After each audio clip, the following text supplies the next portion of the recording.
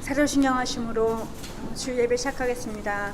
전능하사 이제 만드신 하나님 아버지를 내가 믿사오며 그 외아들 우리 주 예수 그리스도를 믿사오니 이는 성령으로 잉태하사 우리에게 나시고 본디오 빌라도에게 고난을 받으사 십자가에 못 박혀 죽으시고 장사한 지 사흘 만에 죽은 자 가운데서 다시 살아나시며 전능하신 하나님 편에 앉아 계시다가 전에로서 사는 자와 죽은 자를 심판하는 것이니라. 성령을 믿사오며 거룩한 공회와 성경을 설교하는 것과 죄를 사하여 주시는 것과 몸이 다시 사는 것과 영원히 사는 것을 믿사옵나이다. 아멘. 오늘 나눌 말씀은 이사야 42장 16절에서 20절 말씀입니다. 이사야 42장 16절에서 20절 말씀입니다. 이사야 42장 16절에서 20절 말씀입니다. 제가 읽겠습니다. 이사야 42장 16절에서 20절 말씀입니다. 내가 맹인들을 그들이 알지 못하는 길로 이끌며 그들이 알지 못하는 지름길로 인도하며 암흑이 그 앞에서 광명이 되게 하며 굽은 길을 곱게 할 것이라. 내가 이 일을 행하여 그들을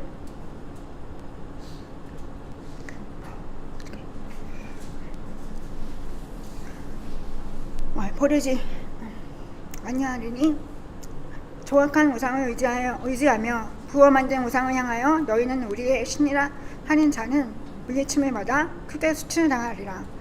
너희 못 듣는 자들아 들으라. 너희 맹인들아 밝히 보라. 맹인이 누구냐? 내 종이 아니냐? 누가 내가 보내는 내 사자같이 못 듣는 자겠느냐? 누가 내게 충성된 자같이 맹인이겠느냐? 누가 여호와의 종같이 맹인이겠느냐? 네가 많은 것을 볼지라도 유의하지 아니하며 귀가 열려 있을지라도 듣지 아니하는도다. 아멘. 네. 저 목사님 이번에 나온 책을 열독했는데요. 한 3번 봤는데 여기서 말하는 그 맹인과 저는 이사야 42장 16절에서 맹인과 듣지 못하는 자가 저로 생각을 했던 것 같습니다. 그리고 가장 꽂히는 말씀은 16절에 그들이 알지 못하는 지름길로 인도하며 그 다음 구절입니다. 근데 ESV나 뭐 NIV 보니까 알지 못하는 길인 거죠.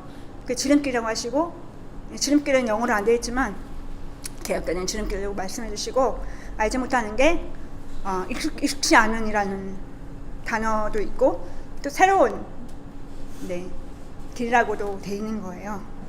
저는 이제 그 목사님 책에서 그 2장 맨 끝에 나오는데 2장 맨 끝쪽에 적어놨는데 내가 원하는 대로 안 되면 아무 의미 없다는 비인격적인 마음이 2장 끝에 나옵니다. 근데 이제 그런 마음이 제가 저의 연약한 반응이 보일 때 제일 많이 나오는 마음이고, 또 어디 나오는지는 모르지만 문제 해결은 주님이 하신다.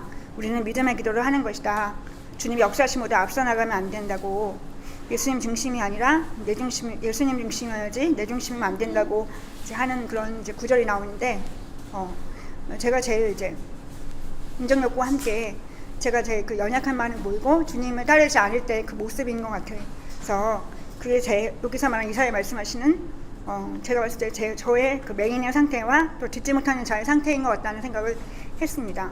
근데 그러니까 저는 이제 제가 알아야 되는 거죠.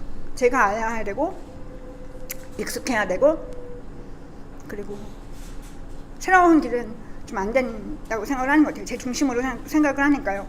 그 연약한 모습으로 자꾸 반응을 할 때, 그런 맹인이었을 때 그 맹인 주님께서 이제 주님께서 인도하신다고. 네, 제가 원치 않은 방향, 제가 원하는 대로 제가 그런 결과는 모르지만 제가 원하는 방법이 아닌 주님께서 아시는 맹인은 알지 못하는 그런 지름길이라고 하는데, 그것이 지름길이라고 하시고 제가 봤을 때는 예수님의 방법 같다는 생각을 했습니다. 그 주님께 하는 것이. 근데 그걸로 인도하시는 건데, 저는 이제 그런 연약한 마음들이 있으니까 인도하면 잘 못 받는다고 생각을 못 받는 이제 그런 연약한 모습들이 많이 있는 것 같습니다. 근데 이제 마지막에 20절 말씀에 네가 많은 것을 못지라도 유의하지 아니하며 귀가 열려 있을지로 듣지 아니하는 너야 했는데, 그게 그 유의하지 않고 듣지 아니하는 거의 목적어가 16절 말씀인 것 같아요. 제가 생각했을 때는 그 암흑이 또 광명이 되게 빛으로 되게 하시고 굽은 거 그런 거를 곱게, 영어로 봤을 때는 이제 부드럽게 평평한 길로 이렇게 되어 있는데 곱게 하시는 그거, 그리고 내가 이 일을 행하여, 예수님께서 주님께서 직접 이 일을 행하여 그들을 버리지 않겠다 하시는 말씀을 10절 말씀은 2절 말씀에 유의하고 들으라고 하시는 말씀인 것 같습니다. 그래서 저도 그런 말씀을 좀 듣고 싶다. 제가 연약한 반응을 볼 때, 연약한 마음일 때 구체적인 마음, 제 마음을 좀 살피고, 그리고 그 구체적인 마음을 살피면서 그 연약한 반응에서 주님께로 집중하고 중심으로, 주님의 중심되는 그런 마음으로 주님의 마음을 받고 싶다, 이런 생각을 했습니다. 기도할까요?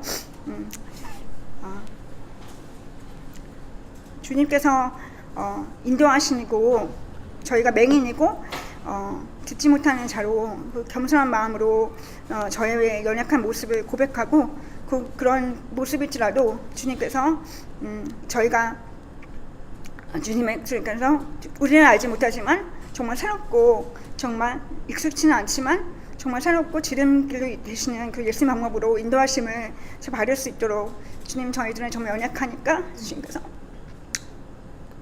도와달라고 가련한 마음으로 이 시간에 예배 드릴 수 있도록 같이 기도하시겠습니다. 감사합니다. 주님 여보셨습니다. 주님께서 나오셨습니다. 그 연약한 모습들을 하시고 연약한 말을 하십니다. 주님께서 함께 하시고 진실에게 주님 옆에 나가서 이렇게 함께 해주세요. 주님 정맥인들을 양서 권명으로 이끌어내시고 정말 아버지 알지 못하는 깊은 인도하시는 주님입니다. 아버지 그분은 주님 아버지 우리 하나님을 고백할 수 있게 도와주시고 아버지 주님께서 붙들어 주시옵소서. 아버지 주님께서 사랑하십니다. 아버지 주님께서 함께 하셔서 아버지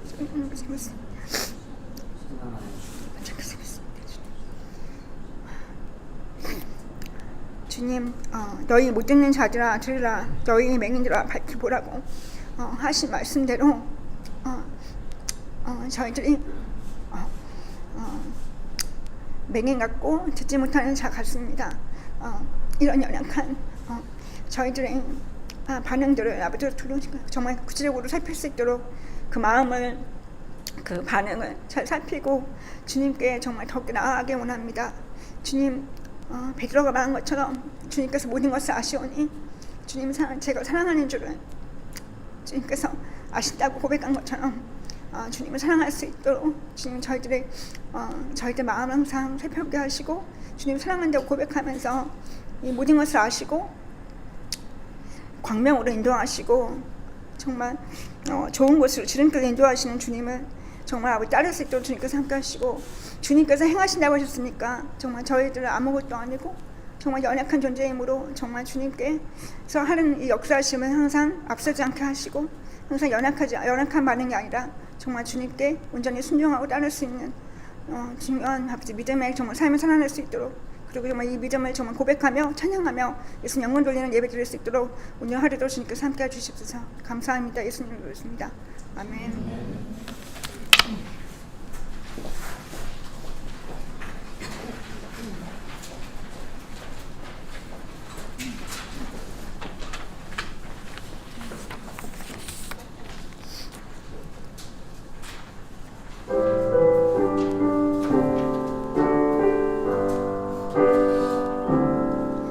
내가 주인 삼은 모든 것 내려놓고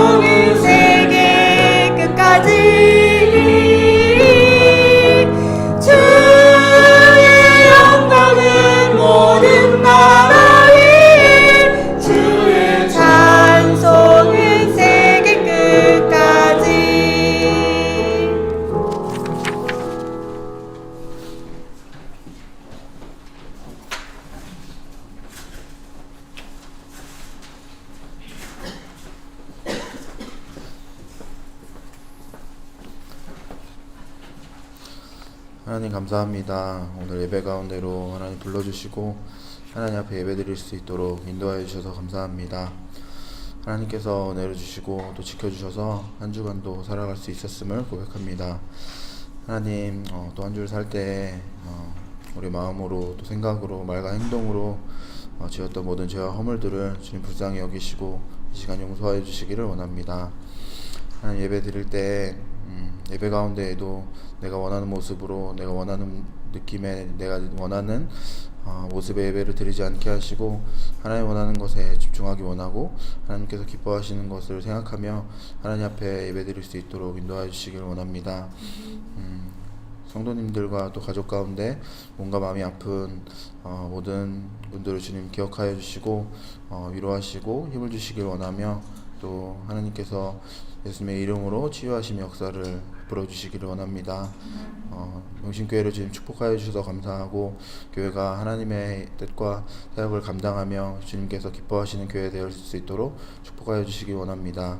예수님의 이름으로 기도합니다.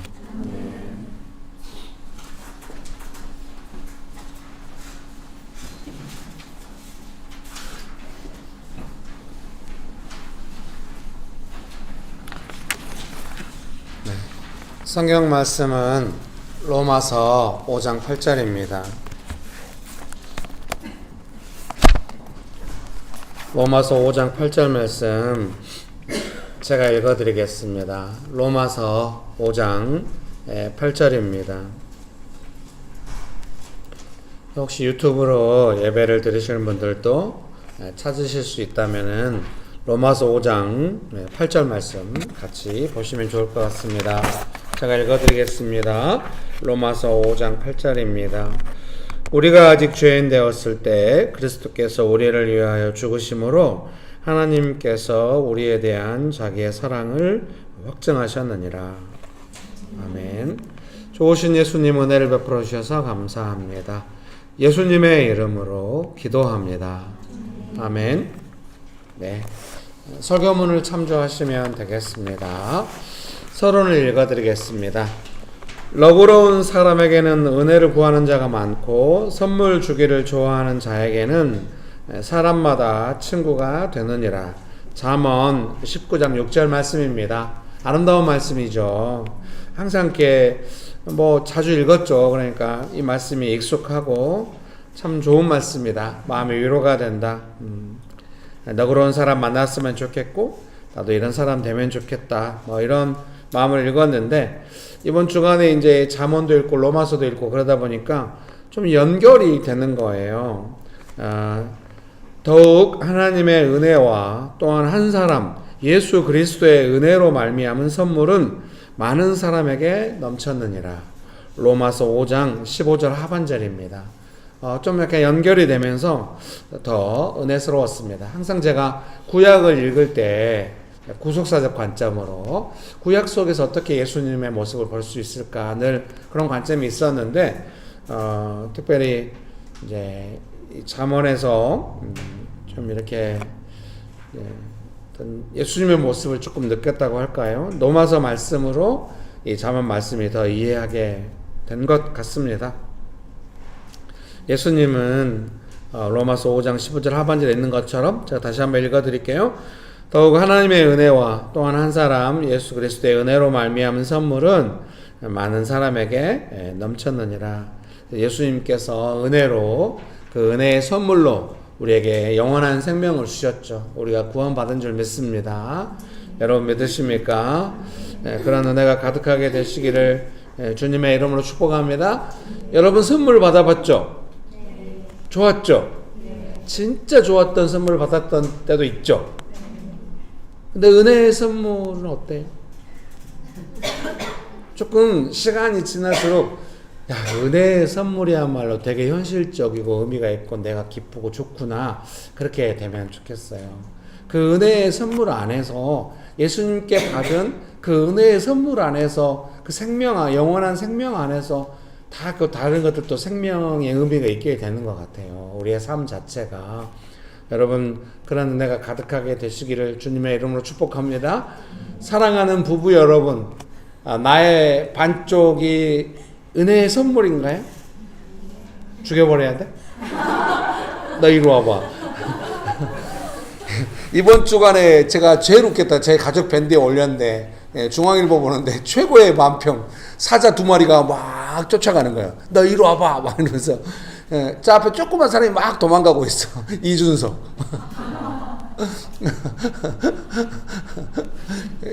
뭐냐면 이제 그 지하철 그거 폐지한다고 했다고. 구타 유발자 막 해가지고 제가 얼마나 네. 정치의 계절입니다, 여러분. 너무 웃겼습니다. 어쨌든 여러분 축복합니다. 한때 은혜의 선물이었죠. 당신은 나에게 은혜의 선물이야. 의그 지금은 그러지 않고 언제 살아가면서 점점 더 은혜의 선물처럼 느껴지는 건 무엇 때문이겠습니까? 예수님의 은혜의 선물을 내가 누리고 느끼기 때문에 그렇게 되는 것 같습니다, 여러분. 그러나 내가 가득하게 되시기를 주님의 이름으로 축복합니다. 내게 허락되었던 거, 뭐 학교나 직장이나 뭐 이런 거 처음에는 은혜의 선물이었어. 근데 시간이 흐를수록 이게 아닌 것 같아. 이러면 안 되는 겁니다. 그런 속에서도 은혜의 선물이 될 필요가 있는 거죠. 저희가 살았던 집마다 항상 다음 사람들이 와서 저희가 딱 한 번 집을 산 적이 있거든요. 연립주택을, 빌라를 4천만 원 주고 샀어요. 막 딸딸 모아가지고 그래가지고 한 달간 딴 데로 돌아다니게 교회 게스트하우스 이런 데로 막 돌아다니고 한 달간. 그리고 들어갔는데 딱 하나 도배 장판도 안 하고 그대로 살았어요. 도배가 벽지가 뜯어져 있는데 딱 하나만 바꿨어요. 변기 커브만 바꿔가지고 안에 가서 와서 바꾸고 아무 돈도 없어가지고 4천만 원으로 샀었거든요. 그 집을 나중에 팔고 이제 전세로 또 막 돌아다니면서 20몇 년을 살면서 그 한 2년만 딱 우리 집이었어요. 그리고 안정감 최고인데 여러분 죄송합니다. 축복합니다. 근데 보러 오는 사람마다 금방 그 집을 빌라가 잘 안 팔리고 금방 사고 또 전세를 사서 금방 전세가 1층 잘 안 나간다는데 금방 나가고 막 늘 이래요. 그때 기억나요. 빌라 보러 온 사람이 왔을 때 참 우리가 연출한 건 아니거든요. 그때 우리 가족도 애들하고 막 같이 뛰면서 놀고 있었어요. 같이 거실에서 막 그걸 보더니 바로 계약. 죄송합니다. 집이야 처음에 좀 좋은 것 같아도 무슨 은혜에서 살아보면 다 거기서 거기고 많은 문제들이 발생하고 그럽니다. 집 자체가 은혜의 선물이 아니라 그 안에 살았던 삶의 내용, 예수님께서 베푸셨던 은혜의 내용이 선물로 만드는 겁니다. 안 믿는 사람도 그게 아는 거예요. 뭔가 여기에 좋은 느낌이 있다는 거. 은혜의 선물이 있다.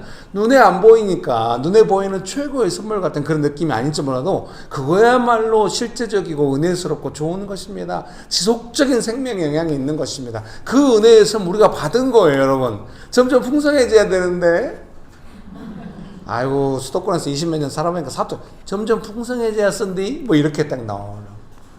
용어가 안 나와. 오늘 왜 이렇게 안 받아줘요? 여러분 축복합니다. 제가 밖에 나가면 받아주는데 축복합니다. 이런 식으로 하는 거 그만하도록 하겠습니다. 여러분 축복합니다. 예수님께서 우리에게 그 은혜의 선물을 주셨다. 여러분 어떤 사람이 나한테 은혜의 선물을 줬을 때 두고두고 기억나잖아요. 여러분 축복합니다. 예수님께서 그 은혜의 선물 예수님이 주셨다. 예수님이 계속 좋은 거죠. 여러분 믿습니까? 한 번 주고 끝나는 게 아니라 그 은혜의 선물을 소중하게 여길수록 계속해서 선물이 오고 생명이 계속 부어지고 목마르지 않는 생명이 계속 주어지고 이러는 것이죠. 여러분 예수님은 좋으신 분이신 거죠. 여러분 믿습니까? 그러는 데가 가득하게 되시기를 주님의 이름으로 축복합니다. 예수님은 우리를 종이라 하시지 않고 친구라고 하셨고 친구를 위해 생명을 바치는 것은 사랑이라고 말씀하셨습니다. 요한복음 15장 12절에서 15절입니다. 다시 한번 잠언 읽어드릴게요. 느낌이 새로워질 것을 기대하면서요. 너그러운 사람에게는 은혜를 구하는 자가 많고 와 예수님 최고다 뭐 이런 느낌을 갔으면 좋겠는데 선물 주기를 좋아하는 자에게는 사람마다 친구가 되느니라. 와 예수님 최고. 소제목 1번입니다. 살아가는 이유. 이제 제 묵상을 제가 올렸잖아요. 예, 이것이 이번 주일 설교의 출발입니다. 이 묵상들이 해서 올렸는데 거기에 있는 문장 중에 하나를 제가 뽑아온 거죠. 제가 살아가는 이유는 예수님의 사랑 때문입니다. 저에게 그런 거를 올렸죠. 우리가 아까 읽었던 로마서 5장 8절이죠. 다시 한번 읽어드릴게요. 우리가 아직 죄인 되었을 때 그리스도께서 우리를 위하여 죽으심으로 하나님께서 우리에 대한 자기의 사랑을 확증하셨느니라. 예수님의 은혜, 하나님의 사랑, 그걸 우리가 받은 것이죠. 여러분 믿습니까? 그걸 받아서 살아가는 것이죠. 살아가다 보면 자연스럽게 자기중심적으로 살게 되는 것 같습니다. 은혜를 받고 사랑을 받았어도 살아가다 보면 자기중심적으로 살아요. 우리가 잘 못 느껴요. 언제 느끼냐? 그렇게 되면 내가 원하지 않는 일이 왔을 때 비로소 내가 자기중심적이구나 하고 느끼게 되는 겁니다. 정말 깨어있는 사람이 느끼는 거예요. 내가 원하지 않는 일이 왔을 때 내가 좀 심하게 억울하다고 느끼거나 이제 상황 따라 느끼는 거죠. 뭔가 방어적이 되거나 내가 더 이상 피해보고 싶지 않다. 왜 내가 손해봐야 돼? 이런 마음이 들 때 마음의 한 자락, 그 은혜 받은 마음으로 느끼는 거, 내가 지금 약간 피폐해졌구나. 은혜의 감격이 좀 소멸되었구나. 내가 방어적으로 됐구나. 이런 걸 느끼는 거예요. 그거 너무 소중한 거예요. 그러니까 사람이 내가 지금 손해를 보고 있는데도 그 손해를 느끼지 말라. 그런 말이 아니에요. 저 상황이 나에게 목마름을 해결했던 그 생명의 은혜가 이 상황에 대해 내가 반응을 이렇게 함으로써 위축되고 있구나. 이런 거를 느끼는 거죠, 여러분. 축복합니다. 네. 그때 억울한 마음, 하기 싫은 마음으로 예수님 앞에 나아가면 예수님께서 나에게 어떻게 하셨는지 생각하게 됩니다. 예수님께서 우리를 억지로 부르셔가지고 네가 그 작은 것 때문에 억울하고 방어적으로 된단 말이냐, 네가 받은 은혜를 생각해봐. 결코 예수님이 이렇게 하지 않아요. 그렇게 하라는 소리가 아니에요. 예수님께서 아무 말씀도 안 하시니까 더 괴롭죠. 심지어 우리는 요구하기까지 하잖아요. 마음으로, 태도로, 또는 직접. 내가 이렇게 어려운데 뭐하고 계세요? 이렇게. 그래도 예수님 아무 말씀 안 하시는 건 우리를 향한 사랑이에요. 어느 때 느끼게 돼요. 강의 없고 가르침 없는데 어느 때 다시 그 은혜를 느끼게 돼. 그 사랑을 느끼게 돼. 어느 순간. 그러면 그 시간 동안 뭐가 있었다는 거예요? 내가 엄청 슬럼프 겪고 어려운 일을 겪었다가 겨우 회복했네. 우리는 그렇게 생각하겠죠. 그 모든 수고로움, 은혜를 잊어버리고 사랑을 잃어버렸던 우리의 상황에 대해서 그 원망하는 방어적인 이런 모든 마음을 예수님이 다 받으시고 기다리셨다가 아무 말씀도 안 하시고 받고만 있다가 어느 순간 다시 생명을 흘려보낼 때 우리가 느끼는 거예요. 그랬지. 맞아. 겨우 살아났네. 살아나긴 살아났죠. 근데 누가 살려줬죠? 그거죠. 오늘 설교를 하는 건지 독백을 하는 건지 모르겠지만 우리 교회 성도님들의 수준을 믿으면서 그동안 우리의 관계를 믿으면서 한번 해보도록 하겠습니다. 이거 뭔가 약 파는 느낌이야. 복음의 핵심을 전달하고 싶은데 제가 사형리 같이 예수님 믿고 죄를 용서받고 구원받았습니다. 이제 마음의 중심에 예수님을 모시고 내가 주인이 아닌 예수님 주인으로 모시고 살아갑시다. 이렇게 구원의 핵심을 전달하고 싶은 게 아닌 거예요. 그 생명의 풍성함으로 전달하고 싶어서 되게 애를 썼거든요. 나름 그런 장치가 있다는 사실을 받아주시기를. 네. 그래서 제가 생각할 때 제가 묵상을 이제 올렸던 이유는 뭐냐면 제 묵상이 별별 없죠. 그냥 간단하게 써놓은 거죠. 그냥 필초도 악필이고. 근데 제가 왜 그걸 올렸냐면은 로마서 말씀 묵상하는데 좀 생명이 저한테 느껴지는 거예요. 어디서 생명은 오는가? 성경 말씀에서 오는 것 같아요. 그게 묵상의 중요한 점이에요. 말씀 읽으면 생명이 나의 삶의 상태와 상관없이 읽어도 안 올 때가 있겠죠? 근데 어느 때가 와. 그래서 말씀의 가장 확실한 통로예요. 바로 여러분 축복합니다. 묵상을 한다는 거는 그런 의미가 있죠. 여러분 축복합니다. 어떤 성경 말씀의 인격성, 정말로 예수님은 말씀이다. 요한복음에 이렇게 말씀하셨는데 그 말씀이 우리에게 올 때 뭔가 우리에게 생명을 주고 우리의 마음과 삶을 바꿔놓는 그런 거를 경험하는 거죠. 설교문 소제목 1번의 두 번째 단락 읽어드릴게요. 우리가 아직 죄인 되었을 때 그리스도께서 우리를 위하여 죽으셨다. 로마서 5장 8절에서 제가 이제 이렇게 인용해서 옮겨 놓았습니다. 내가 철없이 행동할 때 부모가 나에게 어떻게 하셨는지를 생각하면 정말 이렇게 상투적으로 제가 이렇게 하다니 정말 미안합니다. 그러나 의미는 있어요. 그래서 제가 어젯밤에 집에 가면서 댓글로 또 올려놨잖아요. 이 부분에 대해서 제가 그냥 고민한 거예요. 설교문 문장을 하나를 쓰면은 이걸 어떻게 설명할지 고민하고 있는 거예요. 그래서 이제 생각이 떠오르면은 이제 뭔가 은혜 가운데 받은 거겠죠. 얼른 이제 핸드폰에다 기록해 놨다가 이제 잊어먹지 않고 설명하려고 하는 거죠. 내가 철없이 행동할 때 부모가 나에게 어떻게 하셨는지를 생각하면 나의 행동에 대해서 돌아볼 수 있게 되고 잘하고 싶은 마음도 듭니다. 그것처럼 언제나 나의 삶을 돌아보는 거울 같은 것은 예수님께서 나에게 무엇을 어떻게 하셨나 하는 것입니다. 그래서 내가 죄인 되었을 때 십자가를 지심으로 내게 은혜를 베푸시고 사랑을 주셨다 하는 것이 내가 억울함을 느끼고 좀 방어적으로 변할 때 예수님이 내게 어떻게 하셨나를 생각하는 거죠. 죄송합니다. 목회하다 보니까 사람이니까 좀 지칠 때가 있잖아요. 그래서 하기 싫어 막 이런 느낌이 들 수도 있지 않을까요? 죄송합니다. 제가 어느 교회에서 청년부 전도사로 있을 때 이제 토요일마다 모임을 해요. 잘 안 와요. 막 열심히 했었어요. 막 먹을 거 준비하고 막 초콜릿을 막 사다 놓고 커피도 끓이고 했거든요. 초콜릿 사다 놨는데 아직 모임이 시작되지도 않았는데 초콜릿이 다 사라졌어요. 그 홈플러스인가 이 에이스 초콜릿 조그만 거 이제 큰 걸 사다 부어놨는데 다 없어졌어요. 나중에 뭐 어디 갔지 물어볼 수는 없잖아요. 모임 끝나고 애들 주머니 속에서 야 초콜릿 먹으래 막 나오는 거예요. 너무 충격을 받았어요. 거기 있는 초콜릿을 막 집어넣어 놓는구나. 이게 뭘까? 어린이들도 아니고 청년들인데. 되게 충격받았어요. 여기서 내가 잘할 수 있을까? 매번 막 너네다 물대는 막 바짝 마른 너네다 물대는 그런 느낌으로. 막 주일날 모임 하겠다. 교회에서 허락을 안 해. 주일날은 봉사하게 만들고 청년들이 교회를 향해서 막 어마어마한 분노가 막 있는. 너무 힘들었어요. 막 돈 써가면서 막 먹이고 막 열심히 했어요. 그랬더니 토요일날 교회 올 때마다 저는 이제 제 표정을 못 보잖아요. 다른 중고등부 전도사님 저를 보면서 전도사님 왜요? 교회 오시기 싫으세요? 제 얼굴에 뭐라고 써있는지 모르겠는데 제가 피곤해서 그런 거예요. 이렇게 하면서 왔는데 뭔가 속이 들킨 것 같은 느낌이 없잖아 있었죠. 그럴 때가 있을 수 있거든요. 그때 제가 어떻게 하겠어요? 예수님이 저를 부르셔가지고 기라 너 그러면 안 돼. 너 용서받아가지고 네가 약속한 게 있잖아. 결코 이러지 않아요.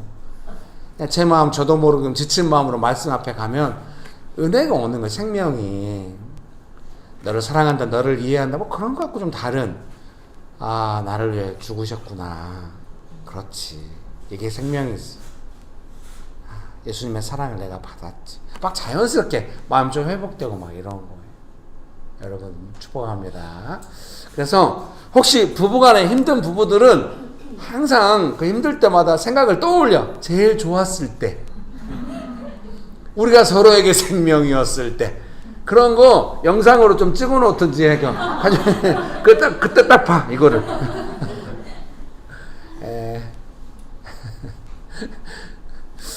제 설교를 듣는 제 아내에게서 처음 저런 표정을 봤습니다. 도대체 왜 저렇게 유치할까 이런. 자, 해석입니다. 죄송합니다, 여러분. 이제 얼른 물러가도록 하겠습니다, 여러분. 축복합니다. 그래서 성경 말씀을 읽고 내가 죄인 되었을 때 내가 얼마나 은혜를 받았나, 얼마나 선물을 받았나, 그때 얼마나 감격적이었나. 그것이 기준, 이 말씀과 그것이 기준입니다. 항상 거기로 돌아가는 거예요. 강요받지 않아요. 가르쳐서 되는 게 아니라 어느 날 은혜 받으면 딱 떠올라. 예수님 내게 어떻게 하셨나. 이게 기준이고 그 다음에 기준 예수님의 십자가의 사랑 내가 그 사랑을 많이 받았다는 것이 기준이고 그 다음에 출발이에요. 출발. 내가 거기서 용서받아가지고 뭔가 이런 것들을 하기로 했던 거. 네, 여러분 축복합니다. 그래서 기억하는 것이죠. 이렇게 하기 원하십니까? 네. 설교문 소제목 2번입니다. 진노에 대한 생각들. 로마서 5장 9절 말씀에 그 단어가 나와요. 제가 읽어드릴게요. 로마서 5장 9절입니다. 그러면 이제 우리가 그의 피로 말미암아 의롭다 하심을 받았으니 더욱 그로 말미암아 진노하심에서 구원을 받을 것이니. 아멘. 읽어드리겠습니다. 내가 잘못했다고 해서 당장 무슨 벼락, 진노가 내리는 것은 아닙니다. 진노라는 의미가 뭘까 제가 이제 묵상을 한 거죠. 그러나 화평, 평강이 없는 관계의 내용, 신앙의 내용, 믿음의 내용을 우리는 알고 있습니다. 조금 더 정확하게 말하자면 평강이 넘치고, 비교가 되는 거죠. 평강이 넘치고 용서와 용납이 넘치는 너그러운 관계를 우리는 알고 있잖아요. 예수님 최고야. 정말 내가 위로받았고 내 삶의 필요를 이렇게 해결해 주시다니, 정말 예수님 없이 어떻게 살 수 있을까, 내가 얼마나 은혜를 받았나, 이런 게 있는 삶이 있잖아요. 그런데 우리가 알고 있어요. 그런 삶, 관계의 내용이 사라졌다고 하는 느낌도 우리가 알고 있는 거예요. 그 두 개가 삶의 상황을 따라서 그냥 그렇게 된 거야, 그렇게만 생각하지 말아요, 여러분. 예수님께서 내게 생명을 풍성히 부어서 내가 충만히 누릴 때가 있었는데, 어느 날 방어적이고 억울하고 원망하고 이런 것만 가득한 삶으로 이게 비교가 될 수 있다는 거예요. 혹시 여러분 로마서의 1장 24절 26절에서 뭐라고 말씀하시냐면, 사람들이 너무 욕심껏 죄짓고 막 하니까 그냥 그대로 하도록 내버려, 욕심대로 하도록 내버려 두었다, 이런 말씀이 있는 거예요. 막 하나님께서 날 내버려 두신 건가, 제발 이런 생각으로 가지 말고, 내가 내 마음대로 갈 때, 억울함과 변명과 방어적으로 갈 때 누가 막을 수 있을까? 나의 이 마음을 누가 새롭게 할 수 있을까? 그때 내가 그 나의 마음을 알고, 예수님, 저는 아무래도 그 은혜의 기쁨, 생명의 충만함, 그 시간이 제게 많이 없는 것 같아요. 어떻게 하죠? 이런 거를 예수님 앞에서 이야기하고 기도하고 받을 수 있는, 예수님과는 그런 이야기 할 수 있는, 심지어 내게 생명 주신 예수님을 향해서도 왜 이런 거예요? 이렇게 가지 않고 예수님께 가서는, 내가 세상 사람들 앞에서는 때로는 내가 왜 내 삶이 이런 거죠? 뭐 이렇게 할 수 있어도, 예수님 앞에 가서는 내게 해주신 게 있으니까, 십자가의 보혈로 생명을 바쳐 사랑을 주신 게 있으니까, 예수님 앞에 가서는 예수님께 사랑을 받았는데 왜 제가 지금 예수님 앞에서 이렇게 했을까요? 예수님과는 적어도 그렇게 기도하면서 할 수 있도록 그렇게 나아갈 수는 없을까요? 예, 없다는 걸로. 유머를 받아주시니 있다는 걸로. 어떡해요? 여러분 축복합니다. 예수님은 우리에게 화평하고 의롭고 즐거운 삶을 살도록 은혜의 선물로 주셨습니다. 구원이라고 하는 건 이런 거라고 로마서 5장 10절에서 11절에 말씀하시잖아요. 제가 읽어드릴게요. 곧 우리가 원수 되었을 때에 그의 아들의 죽으심으로 말미암아 하나님과 화목하게 되었은즉, 화목하게 된 자로서는 더욱 그의 살아나심으로 말미암아 구원을 받을 것이니라. 그뿐 아니라 이제 우리로 화목하게 하신 우리 주 예수 그리스도로 말미암아 하나님 안에서 또한 즐거워하느니라. 아멘. 여러분 믿으십니까? 그런 은혜가 가득하게 되시기를 주님의 이름으로 축복합니다. 설교문 이번에 두 번째 단락 읽어드릴게요. 평강한 삶은 예수님의 십자가 희생으로 주어진 것이라는 것을 기억하는 것입니다. 그래서 주어진 것이니까 어때요? 그 평강한 삶, 내게 주어진 평강한 삶은 내가 쟁취했거나 어느 날 상황이 좋아지니까 나타났거나 이런 게 아니라 예수님께서 주신 거란 말이에요. 우리가 죄인 되었다가 용서받을 때까지, 예수님의 은혜를 받을 때까지 얼마나 예수님을 향하여 열렬한 마음이 있습니까? 감격적인 마음이 있습니까? 그러니까 어떻습니까? 생명이라고 하는 것은 우리의 마음의 태도가 받으려고 하는 마음의 태도가 있는 거죠. 여러분 축복합니다. 주신 분이 있다는 것을 기억하는 것입니다. 여러분 믿습니까? 네. 그런 은혜가 가득하게 되시기를 주님의 이름으로 축복합니다. 그러니까 어때요? 받으려고 하는 삶이니까 어때요?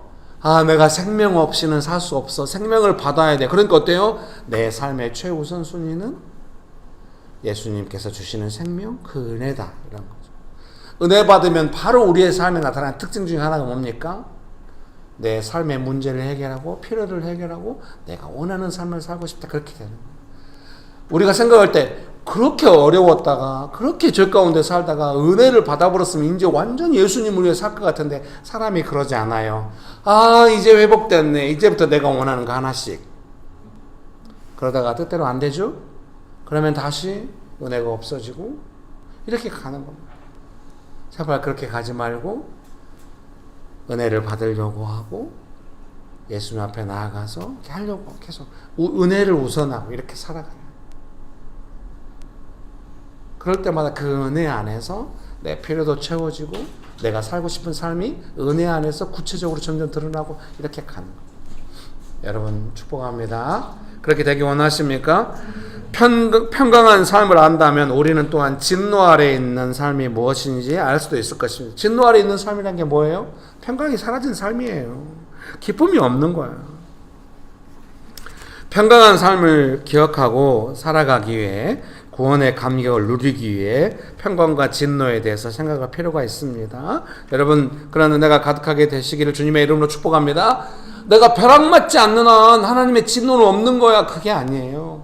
평강이 사라진 데서, 그 구원의 감격과 즐거움이 사라진 데서, 은혜와 사랑이 현재 약화된 데서 뭔가 문제인식을 갖는 거예요. 우리가 그것이 풍성한 것이 자연스러운 것이죠. 그걸 막 사모하고 열렬히 원하는 거죠. 그런 삶을 원해요. 여러분 원하시죠? 성경이 뭐라고 말해요? 아 원하는구나, 받았었지. 근데 삶이 어려우니까 안 되겠네.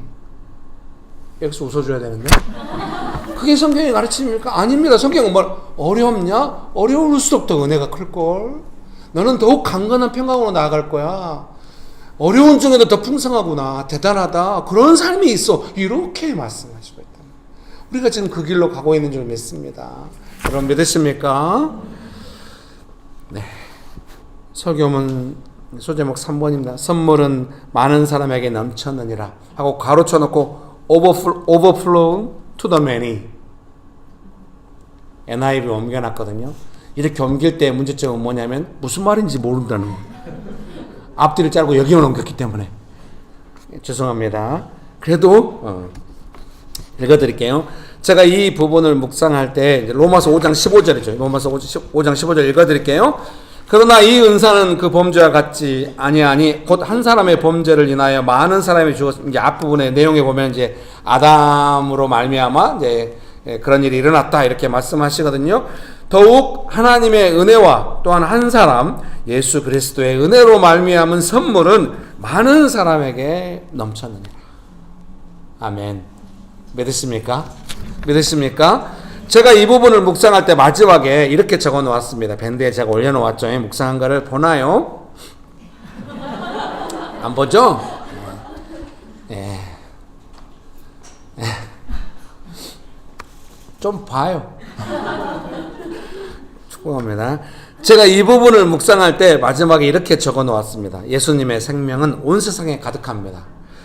예수님의 생명이 주시는 은혜가 우리에게 얼마나 기쁨이 되고 행복한지 우리는 알고 있습니다. 그것은 넘쳐 흐르는 것입니다. 이렇게 느낌을 따라 적어놨는데 이걸 설명할 길이 막막한 거예요. 그래서 고민하다가 오늘 찾아냈습니다. 오늘 찬양 인도자가 골라온 두 번째 찬양이야말로 정확하다. 그래서 우리가 기도할 때 그 찬양을 한번 불러보겠습니다. 찬양 인도자가 나와서 부르고 제가 옆에서 헬퍼로 같이 불러보면 어떻겠습니까? 예수님 믿고 구원을 받아 더 이상 심판받지 않는 삶, 영원한 생명을 얻는 삶이 되었다는 성경의 가르침을 로마서가 말씀하시는 내용을 따라 좀 인격적으로 설명하고 싶었습니다. 네, 이 시간에 찬양 방금 말씀드렸던 대로 두 번 찬양 인도자분이 했던 두 번째 찬양을 좀 나와주셔서 반주자도 나와주시고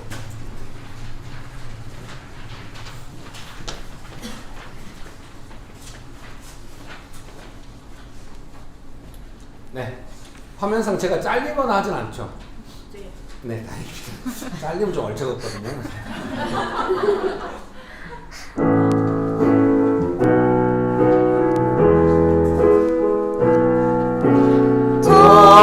전심으로 주 찬양 주의 이름 높이 올려드리세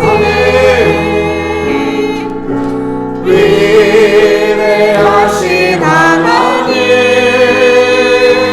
온 땅 위에 높이 올려드리세 주의 영광은 하늘 위에 높고 주의 찬송은 세계 끝까지 주의 영광은 모든 나라 위에 주의 찬송은 세계 끝까지 전심으로 주 찬양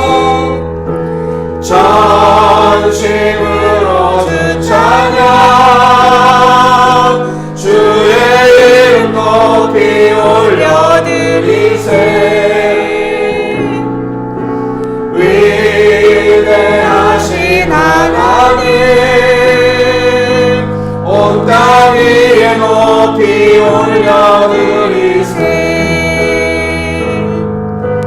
주의 영광은 하늘 위에 높고 주의 찬송은 세계 끝까지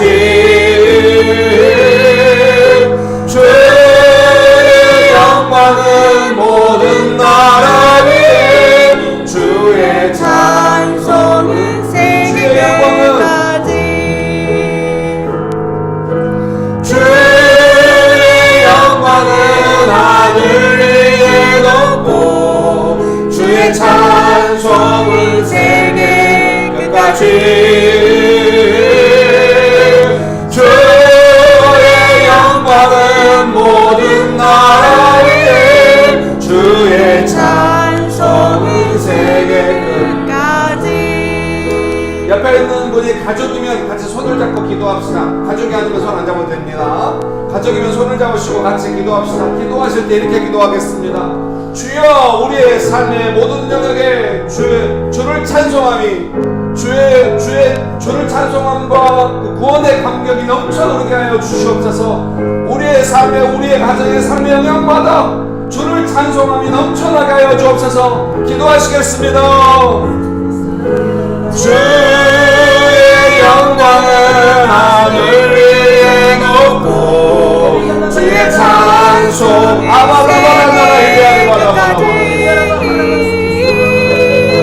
주의 영광은 모든 나라 위에 주의 주의 영광은 주의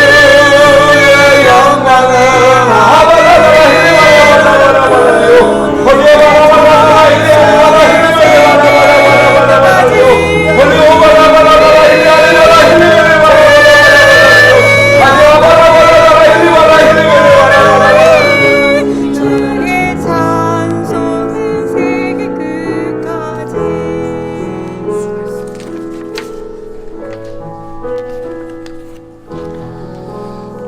좋으신 예수님, 우리의 삶에 예수님께서 베풀어 주신 구원의 감격, 그 생명의 은혜가 충만함을 인하여 감사합니다.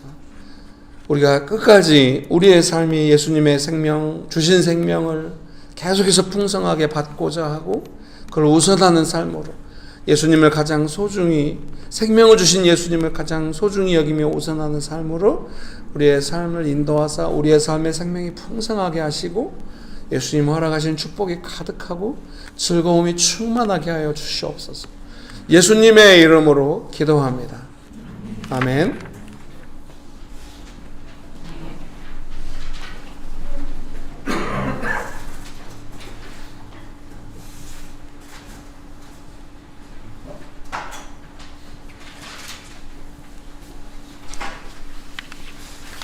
하나님 아버지 감사합니다. 한 주간의 삶도 주님의 자녀로 상기하여 주시고 오늘도 이 자리에 나와서 예배를 드릴 수 있는 기쁨을 허락하여 주시니 감사드립니다. 오늘 저희가 드린 예물이 하나님께 영광으로 크게 쓰일 수 있도록 인도하시고 이 영광 크게 쓰일 수 있도록 인도하여 주시옵소서. 감사드리며 예수님의 이름으로 기도드립니다.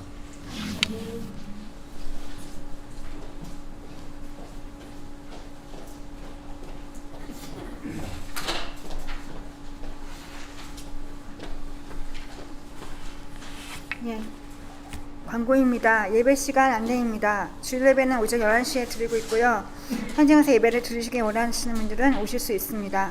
서울시 금천구 벚꽃로 30 이란지 상가에 206호입니다. 주일 모임 안내입니다. 예배 후에 2부 순서 구체적인 기도 책 북시어링 하시고 그 다음에 식사 후 청소가 있습니다. 이번 주일 운영위원회가 있습니다. 묵상 모임 안내입니다.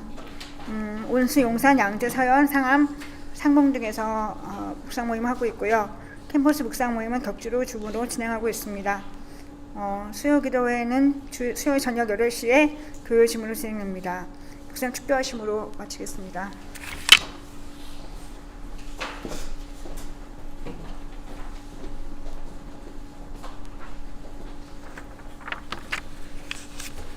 예, 제가 그 밴드에 올려드린 대로요. 그 책을 할인해서 살 수 있거든요. 그래서 여수에서도 권사님이 35원 정도 주문하셨어요. 그래서 한꺼번에 주문하면 좋으니까 혹시 필요한 분 있으면 저한테 이야기해 주시면 되겠습니다. 아, 무료는 아니에요. 30% 할인돼. 30% 할인된 가격이니까 양해를 부탁드립니다. 네. 제가 한 100권 정도로 사서 보냈거든요. 그래서 좋았습니다. 그래서 이제 또 여러분은 교회에서 구입해서 이렇게 하시고 또 많이 또 구입해 주셔가지고 보내겠다고 하셔서 너무 감사합니다.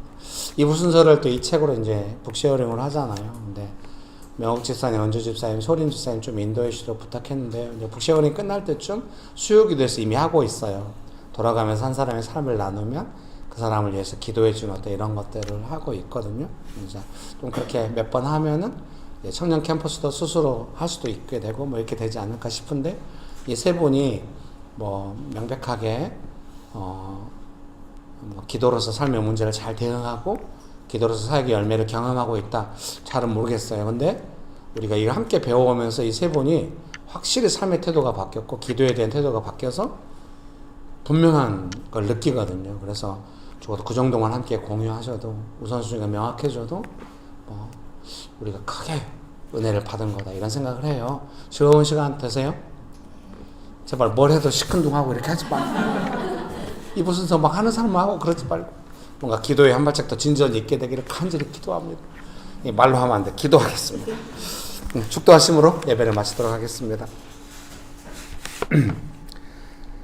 지금은 우리 주 예수 그리스도의 은혜와 아버지 하나님의 크신 사랑과 성령님의 교통하심이 구원의 감격으로 즐거워하며 살아가기를 결정하는 명신교회 사랑하는 성도님들의 삶 위에 명신교회 위에 조국교회 위에 온 열방 위에 지금부터 영토록 함께 하시기를 간절히 축원합니다. 아멘. 감사합니다.